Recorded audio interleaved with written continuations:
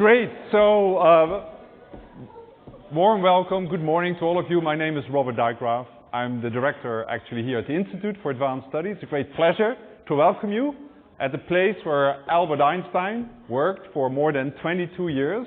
And so it's a wonderful opportunity for me to tell you a little bit more about his work and, how it's still every day very, very exciting. So my lecture will be roughly an hour. Then we have some opportunity for questions and answers. And then that's it for this morning. Also want to point out that Labyrinth Books is outside and they're selling books for children about physics, about Einstein, and it's wonderful to have that collaboration. But actually, I think before I give my lecture, I actually want to invite a special guest this morning. So I hope you give a warm hand to Albert Einstein.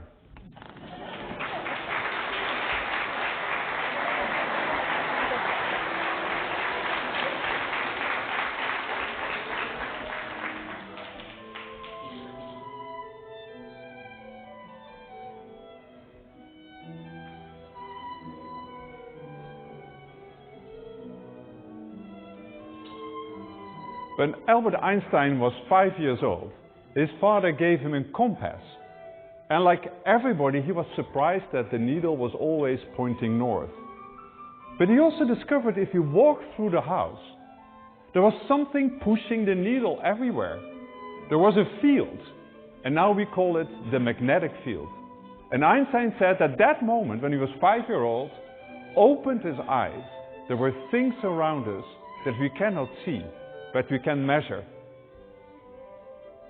I want to give you an applause for this very young Albert Einstein.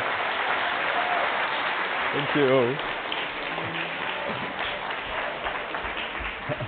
Oops. Yes, you can go down. Yeah, we can go down. Brilliant. So Einstein discovered, in some sense, when he was 5 years old, the magnetic field. And you will understand at the end of the lecture, this was in some sense very symbolic. Because if one thing Einstein did is change our idea of space and time. There are lots of stuff happening just in the space and time that we're all living into. Now, Einstein actually, as a young boy, he was quite brilliant, but he wasn't a good student in the sense that his teachers liked him. He was pretty arrogant. He had good grades actually for science and for mathematics, but not such good grades for German and history. And when his parents moved to Italy, he actually decided that the last 2 years in high school he would do himself in Switzerland. He went to the university, and also in the university he didn't get good grades. Actually, he didn't go to any of the lectures. And it's quite special. He was the last in his class. And all the students got nice jobs. Albert Einstein did not. He had to work in the so-called patent office. And he was a patent clerk, third class. But he had lots of time. He was kind of doing boring work, but he was thinking about many ideas. And in 1905, he was 26. He had 5 amazing breakthroughs. Each of them, he could earn a Nobel Prize. He only got 1 Nobel Prize.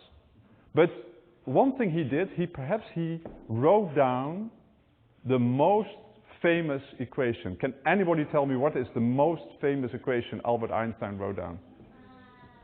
I want to hear it. Yeah, E equals mc squared. Now I'm not going to explain this equation, but the important thing is, you might not know, the most important part of the equation is the equal sign in the middle. Because it tells that energy and mass are essentially the same thing. C squared, C is the speed of light. You just have to know it's a very big number. It's 300 million. So 300 million squared is a huge number. And this tells you 2 things. It tells you that you need a lot of energy to produce a little bit of mass. For instance, in these modern particle accelerators, they're many miles big. You use all these machines to produce 1 small particle. But you can also do it the other way around. if you have a little bit mass, like for instance this BlackBerry, so suppose I turn this BlackBerry into pure energy, how big of an explosion would that be? Using E equals mc squared, what do you think? Well, let me show you. Actually, an atom bomb would be the strength of the energy sitting in a single BlackBerry. So that actually tells you that, you can a lot of energy out of mass. So that was one of his big discoveries. We had another discovery, and this is perhaps the most difficult part of the lecture. I still want to tell you, because Albert Einstein was able to do something that I think none of us can do. He could think in 4 dimensions. So now we all know there are 3 dimensions here, right? Length and breadth and height. So, but how can you think about the 4th dimension? So I have a few animations, so look at them. So this is a square in 2 dimensions. So that's easy. Now, if you're like an ant and you live in on a plane, that's the only thing you could kind of draw. You only have length and breadth. This is a square or a cube in 3 dimensions. I hope you enjoy my animation. I made it myself. So it looks really 3-dimensional, right? But of course it's not. It's on the screen. But suppose I would have brought a real cube here, a 3-dimensional cube. Do you realize what you're watching right now is not me or the screen? You're looking at the back of your eyes. The back of your eye is a little screen, and that's what your brain is looking at. And that retina, the back side of your eye, is just purely 2-dimensional. So the 3rd dimension, you don't really see it. You make it in your mind. So why not see a 4th dimension? Now mathematicians, very clever mathematicians can do this. And if you want to draw a cube in 4 dimensions, this is how it looks like. So this is the shadow of a 4-dimensional object. So the thing is, if you have 4-dimensional eyes, you could see things like this. Now, in some sense, this is not exactly what Einstein did. He did something else, and I want to explain that to you too. So for instance, we want to think about time. So you see here, this is a movie. It has 2 particles. They're orbiting around. So you think you're looking at a movie, but you're not. What you're looking at is a sequence of images. Now, even if you go to the movie theater, you see a lot of pictures very fast, one after the other.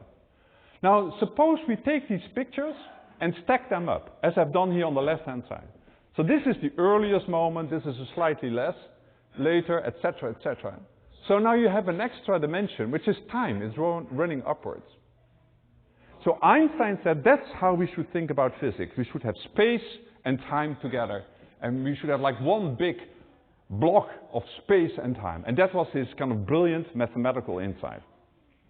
Now, you shouldn't understand this right now, because otherwise you're all little Einsteins. But this was an enormous breakthrough to understand physics in this way. So Einstein actually, when he had these discoveries, I must say the older physicists, not all of them immediately understood what he was doing. Some said, wait a moment, Albert, you are starting where I want to end up. He had really brilliant ideas.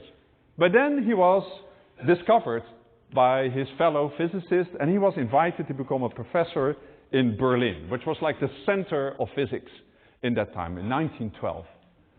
And there he had a moment. He started to think about something very, very simple. He started to think about gravity. Now, we all know gravity. If I take this apple, that's famous, Newton described this apple will fall down. So there's something pulling the apple down. But what is actually pulling down? Even Newton himself said, well, I can describe it. I don't really know what's happening. So Einstein had one moment, and he describes this. He's sitting in his office, and he's looking at people who are repairing the roof on the other building. And he wondered, what would happen if they would fall down? And then he said, I had my happiest thought ever. He realized that if you fall down, you don't feel gravity. If you're now sitting in your chair, you feel the gravity pulling you in. But if you would be floating, in space, you don't feel gravity. And perhaps you've seen these images of astronauts in the space station or something. Here's, for instance, this actually is Charles Simonyi. The funny thing is he's the chairman of our board of trustees. He went into space twice. You see, here's drinking some water. We now have seen all these images. It's not surprising. Now, it's very difficult, for instance, to brush your hair or something. And perhaps you've seen it yesterday. There were two female astronauts that went on the spacewalk. It was a great moment, actually. So we all know this. But the thing is, can we here do a spacewalk here and, have no gravity for a brief moment? And I think we can. And I have a volunteer here. Pietro, you want to come? So, an applause for Pietro. So I want you to float this apple above your hand, like this. You think you can do this? Yeah. Okay, let's give it a try. So we practice, yeah. So first stand, so Peter's going to stand on the stairs. So he's a little bit like the people who were repairing the roof, but it's not a very high roof, so it's fine. So hold the apple above your hand, or your hand so. So I want it to float here. And what he's going to do, he's going to jump off the stairs and at the same time let this apple go. And the question is, you should look very careful. What happens? Does it fall to the other hand or does it kind of stay at the same distance? Try. Let's do it again. You did it very well. You see, the moment you were jumping off, actually, now both your hand and the apple, they both fall. So in some sense, the apple is hovering above the hand. Do it once more. Excellent, thank you, an applause. So we can float an apple. But if that's the idea, how would you, for instance, explain how the moon is orbiting the Earth? If it's just falling, why does it go around in a circle? And Einstein was thinking about this for many, many, many years. And then he realized that space, and we think of space, suppose this is a piece of space. Einstein realized that space actually should have very funny properties, should be able to stretch it, to curve it, like it's a big piece of material. And in that way you can explain why gravity, for instance, makes the moon go around the Earth. Now, some of you might have wondered, why is the trampoline here?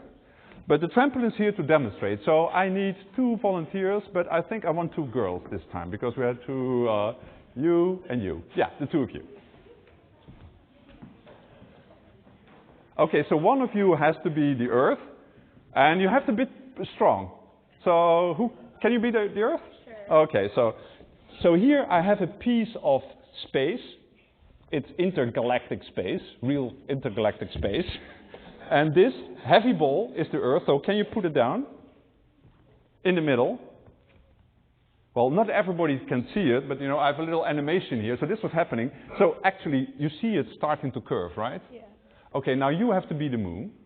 And the moon is much lighter, so you can take the yellow ball. And now the question is, can you throw it so that it kind of tries to go around in a circle? Like roller? Yeah? Very quietly. Yeah, pretty good. If you can see it, can you do it once more? So, like this. See, not everybody can see it, but you can see it here on the screen. It's rolling around. So this was this big insight. If space can be curved, then just falling can actually be an interesting motion, like a moon going around. Thank you very much for doing it. It's an applause for this. Terrific. So, in one way to understand that, if you have some space and you put something in space, then the mass that you put in space will tell how space should be curved. And if space is curved, then space will tell all of us, whether we're falling or it's a particle or a person, how to go around. So in that sense, Einstein explained for the first time why and how gravity works. Which is pretty interesting, because as long as there have been humans, there must have been feeling gravity and wondering about it. And he also realized there's a way to prove this. Because if everything has to go through the curved space, then light also has to go through the curved space. Light has to travel through space exactly as the little ball here through the trampoline. So he realized that if you look at stars very close to the sun, as here indicated in the diagram, that the light rays will be a little bit pulled apart, and the position of the stars will be different. Now he wanted to know, can we do this experiment? How can you look at stars very close to the sun? When can you do this? If somebody has an idea how to do this. Because if I look at the sun, I don't see any stars, right? Is there any moment when you can look at the sun and still see stars? Yes. At an eclipse, exactly.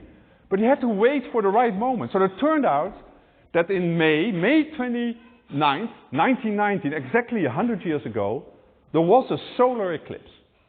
So, and teams from all countries went to various places to look at the solar eclipse and take a picture of the sun at the very moment that the moon was across the sun. Then you can look at the stars. Actually, if some of you lived through, we had an eclipse here, or partial eclipse. Perhaps some of you went to see the real eclipse. Indeed, day turns into night, and you can see the stars. So this is the famous picture. I mean, I have it here, but it's in our archives. We actually have this picture that was sent to Albert Einstein that showed that the positions of the stars were at different ways. So this actually was a terrific discovery. At that moment, everybody knows Einstein's theory is real. It's actually describing the universe. And instantaneously, he became world famous. This was the headline in the New York Times. Light all askew in the heavens. Also, they said a book for 12 wise men, which is like silly. I think all physicists immediately understood what was going on. And he had produced his theory already 4 years earlier. And actually, women also understood that theory. But Einstein became famous. He became a star. He traveled around the world. And of course, he also traveled to the United States.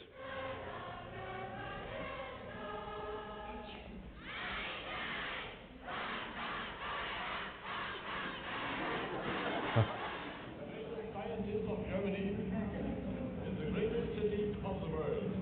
I'm delighted. I'm delighted.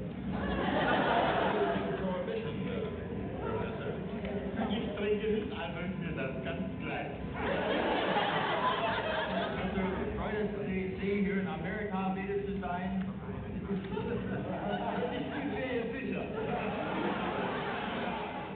He was a fun guy. He really liked to have fun with people. But then Einstein was able to do something which is really spectacular.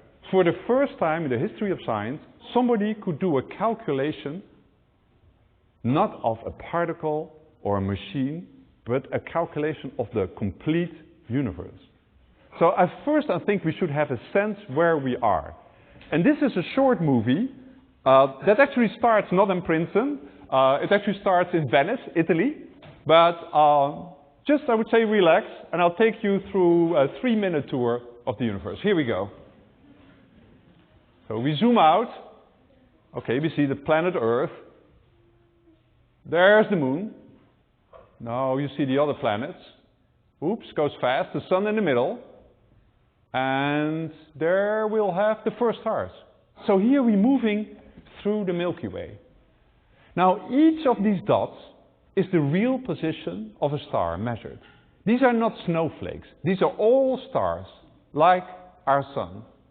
We're moving very fast. It will take even light many years to go from one star to the other. So we travel here at 1 million times the speed of light. We go to these beautiful clouds, these nebula. You know this one. Perhaps somebody knows, recognize, went very fast. It was the Horsehead Nebula. Perhaps you have a poster at home. These nebulas are like nursery schools for stars. So here the young stars are born. You know, here we see a very beautiful one. This is the Rosetta Nebula. See many, many stars there. And there are also other clouds. You see the one there on the left? It's the Crab Nebula. You shouldn't go there. That's actually not a place where stars are born. Here's a place where a star died, a supernova explosion. It happened in the year 1054.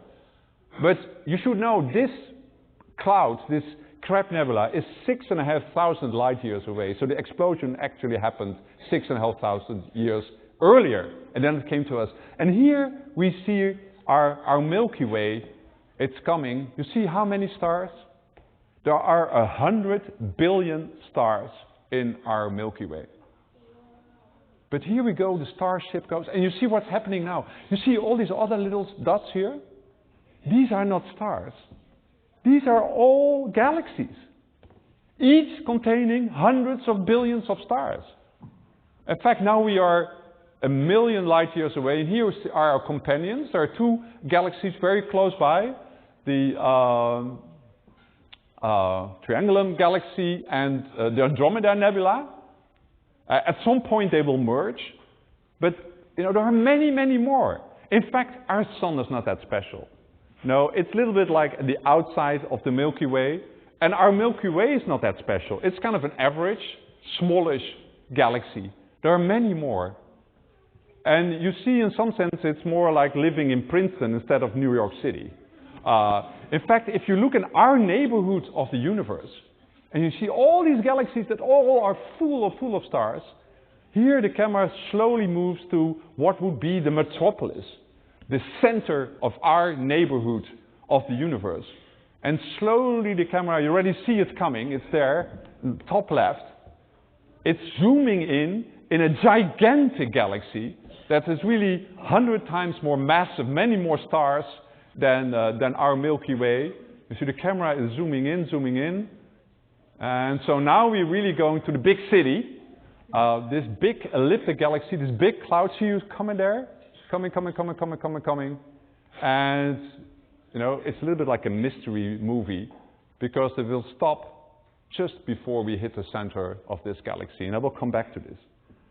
So, there's all these beautiful stars. And, we often say billion. What is a billion? And I think, all of us should have an idea what a billion is. So I brought a billion with me.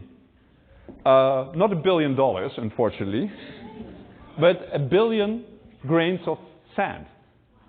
So if you have a bucket of fine sand like this, that's roughly 1 billion. This will be roughly 1 million in my hand. So if you think about that, our Milky Way has 100 buckets of sand. And then there are 100 buckets of sand where each grain of sand is a galaxy. So these are really big numbers. So how exciting that Einstein actually could start to calculate something. So he put the universe in his equations and he made a tremendous discovery, perhaps the biggest discovery ever in the history of physics. He discovered that the universe was doing something unexpected. Does somebody have an idea what the universe is doing? Yes. It's expanding, exactly. He noticed that if you use his equations, the universe expands. And then he immediately realized, well, if in the future it will be expanding, then in the past it was much smaller. So there should be a beginning of the universe. There should be a Big Bang. And he was so frightened by this result. This was like such a crazy result that there should be a moment where the whole universe was like in a point, that he did something very, very bad. He changed the equations. He said, this can't be true. My theory should be wrong. And afterwards he said this was his biggest blunder. He should not have changed the equations. He should have believed the equations. Now, an expanding universe, I feel, is very difficult. I always get questions about this. What do you mean? Are we all growing a little bit bigger? Well, first of all, the expansion goes very slow. It goes like per year, 1 part in 1 billion. So it's very, very slow. But actually, I brought a little toy universe here. So this is the universe. You think of these stars on the balloon as the galaxies. And so let's inflate this universe. There we go.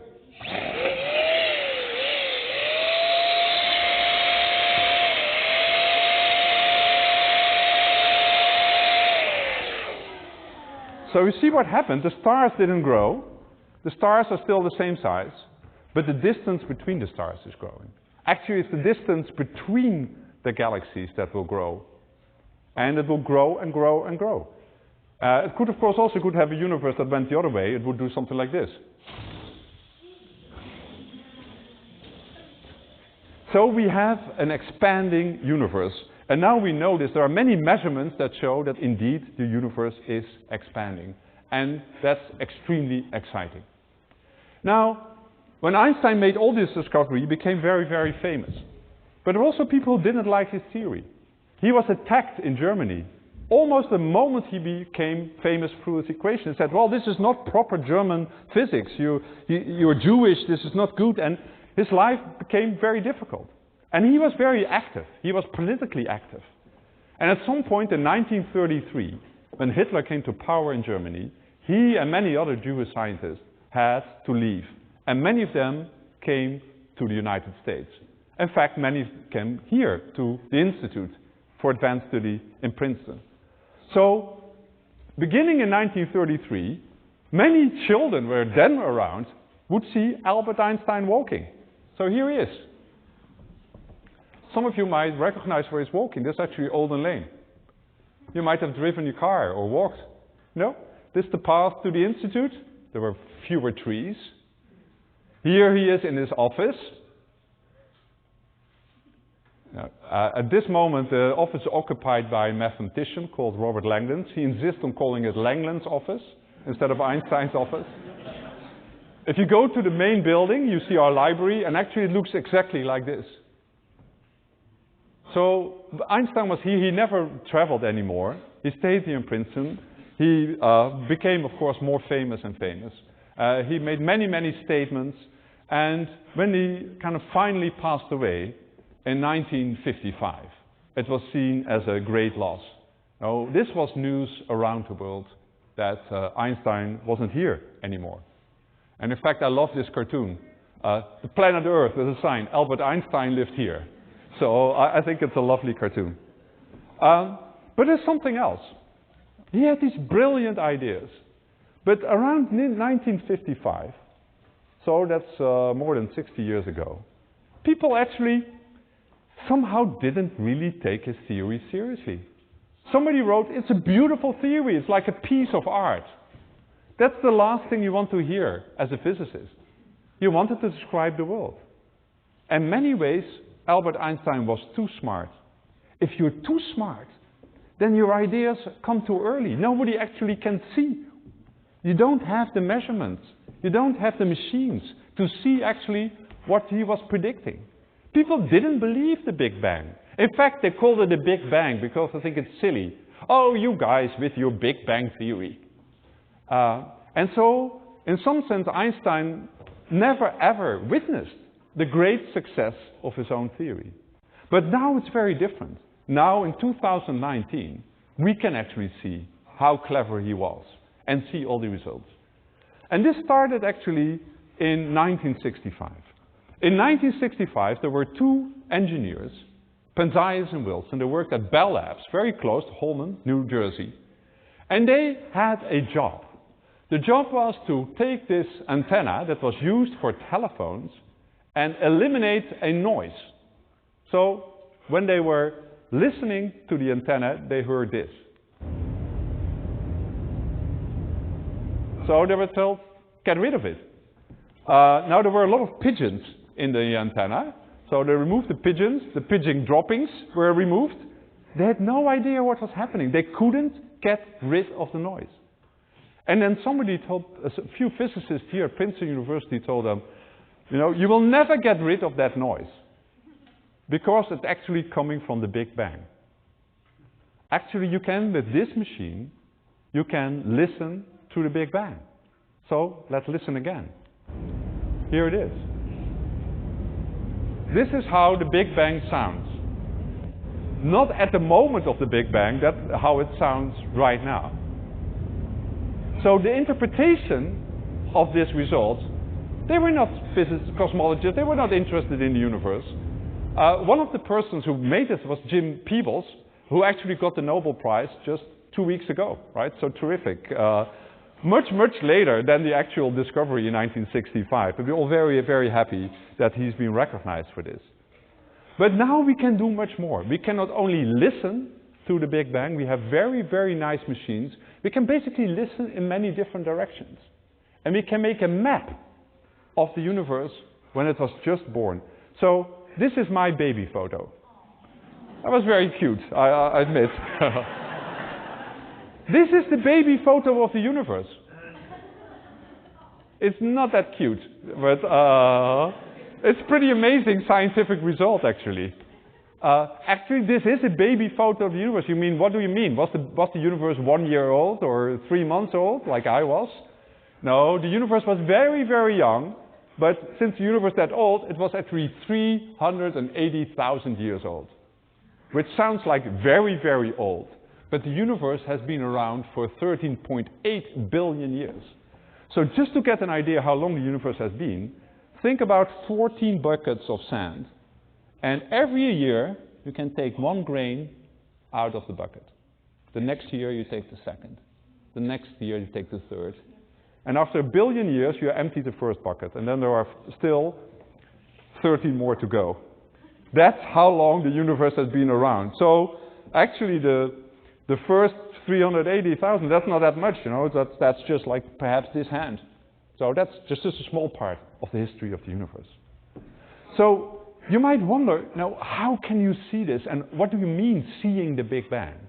Now, the thing is, if you look in the universe, like look at the sun, you always are looking in the past, because the light of the sun takes some time to go from the sun to your eye.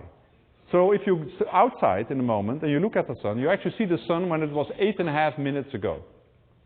If you look at the moon, it's roughly 1.5 seconds ago.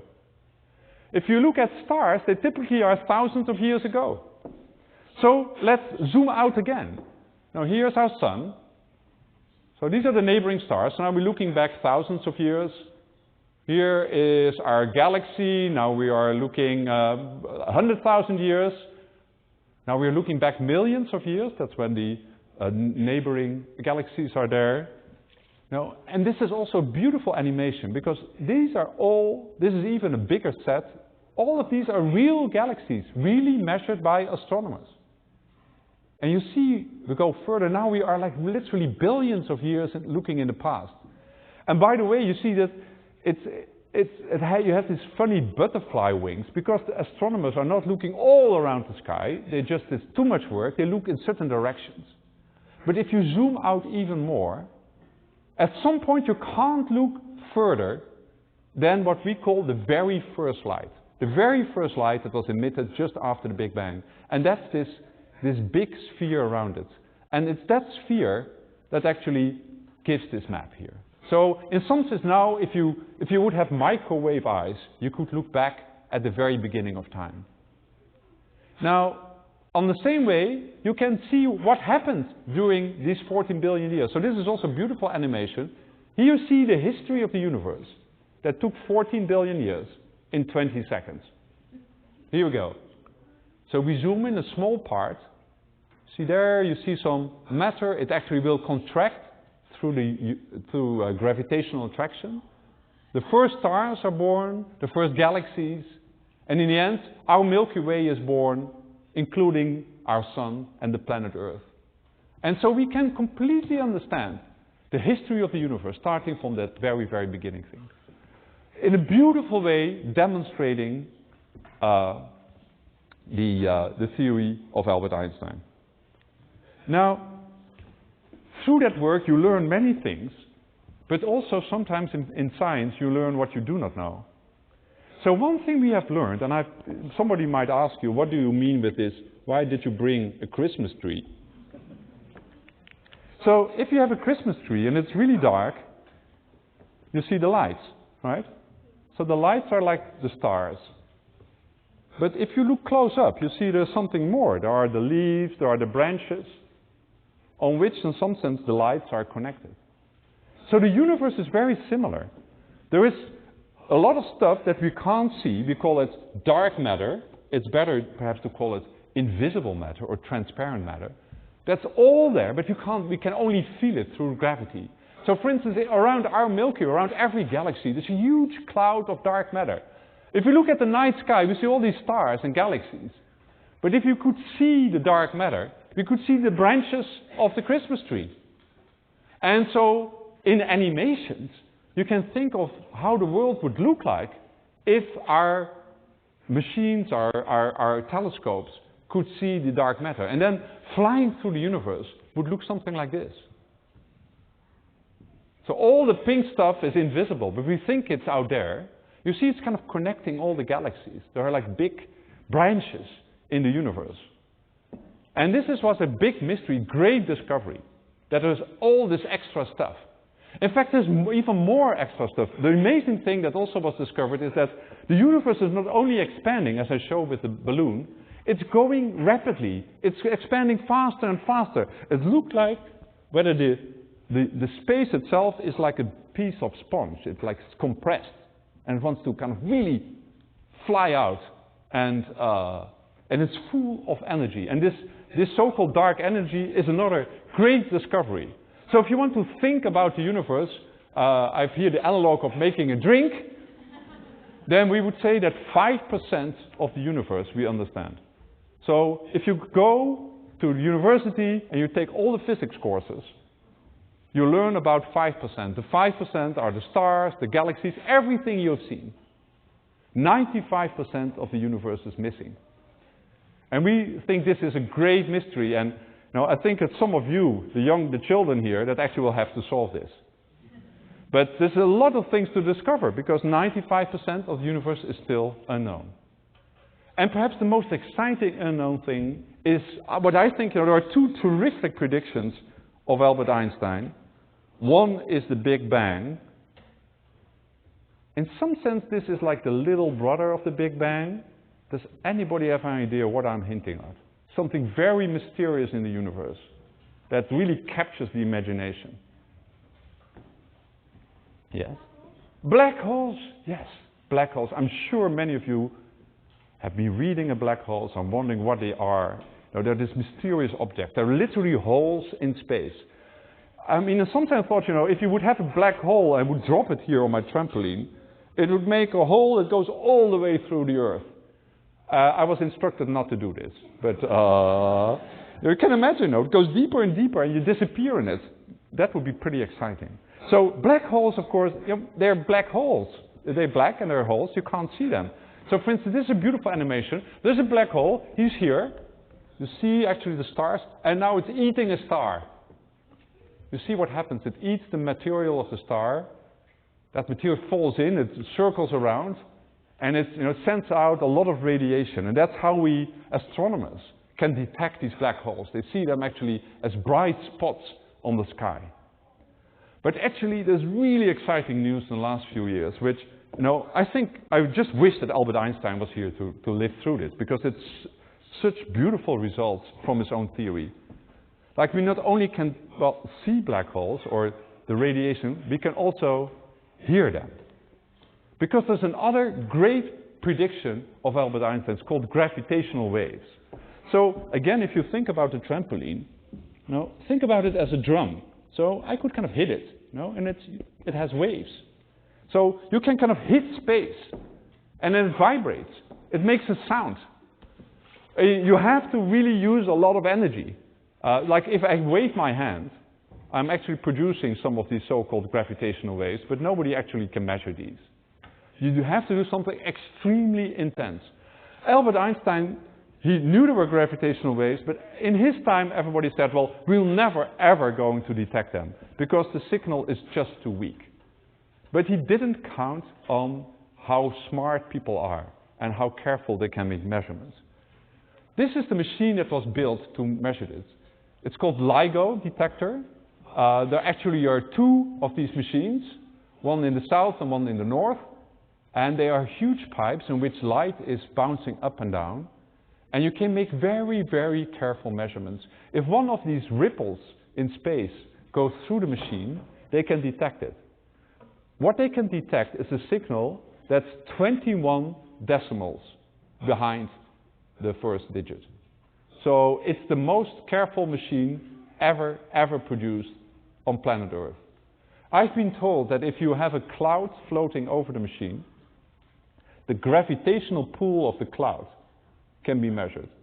So like to say, if you ever lie on your back on a summer's day and you see the clouds and you feel uplifted, you literally are, gravity will pull you up a little bit. We have the machine that can measure this. So this is a terrific machine, and it made a great discovery on the September the 14th, 2015. And I think almost all of us were around at that time. And if you could listen with the machine, you heard this. And I've looped it, so you can repeatedly hear it. So this was a very weak signal, but it came from very far away, from billions of light years away. And the moment it was produced, it was the loudest explosion we know of in the universe. For a brief moment, the energy released by this explosion was more than the whole visible universe together. So what happened? So we now know what happened. It was a collision of two black holes. And here you see the animation. These are two black holes.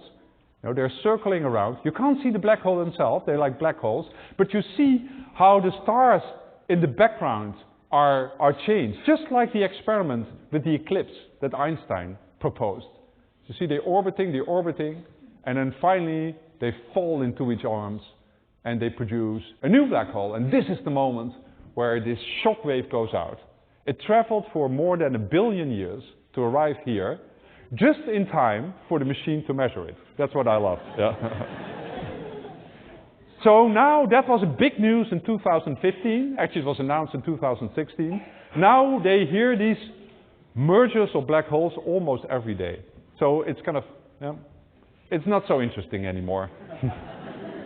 But there was something else that happened actually this year. And I'm just wondering if somebody recognizes this image. That's you. It's a picture of a black hole. A picture of a black hole. I thought actually I would never see this. But it went around the news. You know, it was on the front page of all newspapers. And just to make clear how a tremendous effort is, so I have a donut here. Some of you might have eaten a donut. So you can all see this donut, right? But suppose now I'll take the donut and move to the moon. Can you still see it? Actually, you can if you have a gigantic telescope. In order to do this, you have to build a telescope that is the size of planet Earth. So everybody thought, okay, that's a bit too expensive. We're gonna turn the whole Earth into a big telescope. And then there were a few astronomers, why not? Let's do it. And they were very clever.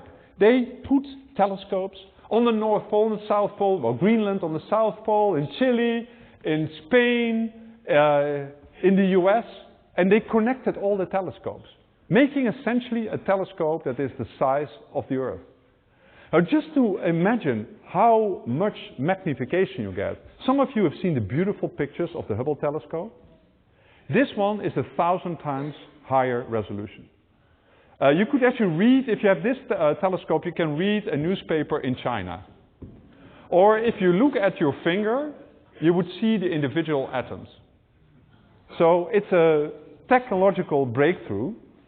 And you wonder, okay, where did they look? Well, I'm coming back to the little video I showed. I think now I might even have music. This is the end of the flight through the universe.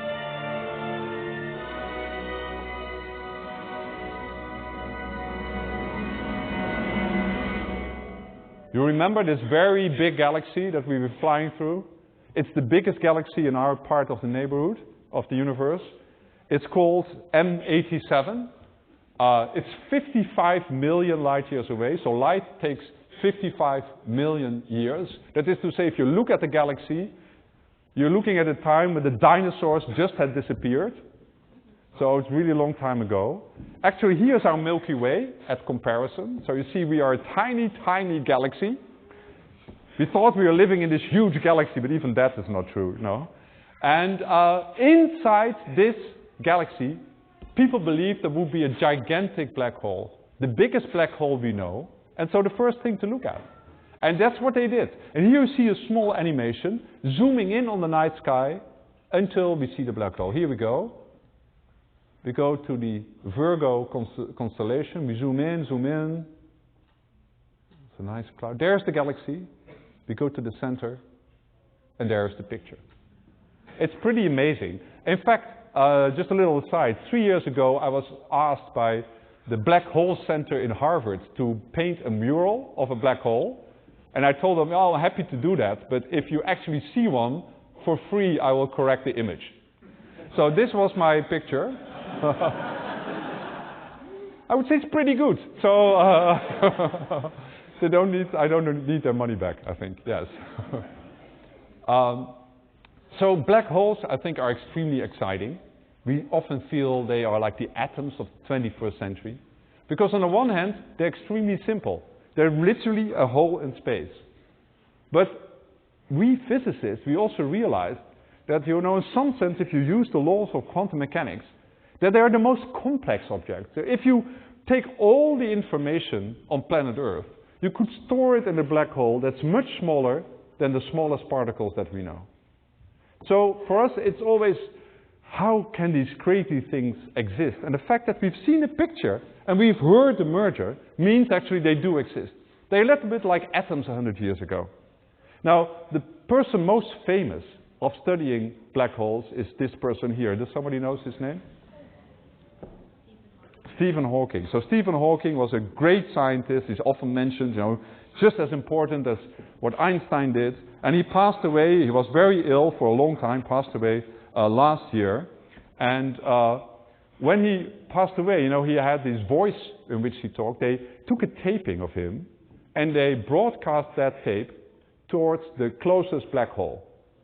So there's a voice of Stephen Hawking traveling at this moment as we speak towards that black hole. And I just want to have you listen to a small part of that audio clip. We are all time travelers journeying together into the future. But let us work together to make that future a place we want to visit. Be brave, be determined, overcome the odds. It can be done.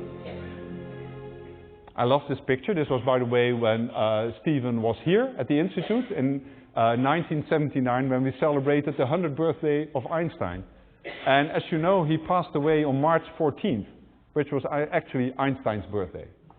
So, and he was born on January 8th, 1942, which actually was the date on which Galileo died. So, cosmic coincidences. Now, if you want to understand black holes, you'll have to do a lot of research, and a lot of it is being done here at the Institute. One thing people do here is what's called string theory. I'm not going to give you a lecture about string theory. String theory is where instead of particles, you have little vibrating strings. But I thought perhaps I invite a guest to explain what string theory is. What got you excited about dark matter in the first place? Well, I left string theory, which I've been working on for a long time, and everyone was talking about how cool dark matter was, and I thought, well, sure, I'll give that a whirl. So it's your rebound science. What's that?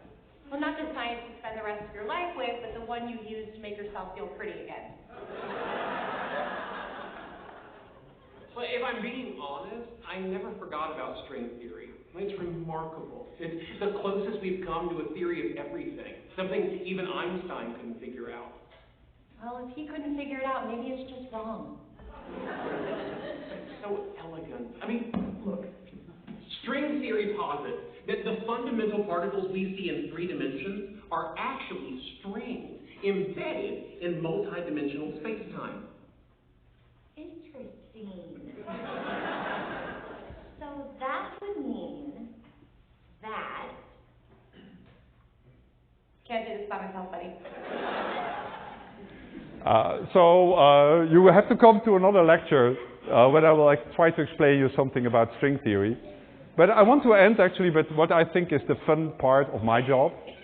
You know, perhaps some of you have written a letter to Santa Claus at one point. I'm not sure where these letters go to, I guess to the North Pole. But sometimes we get fan mail directed towards Albert Einstein. I got the other day I got a wonderful letter from 3 girls from Italy who wondered whether Albert Einstein liked pizza. But I want to share you this postcard.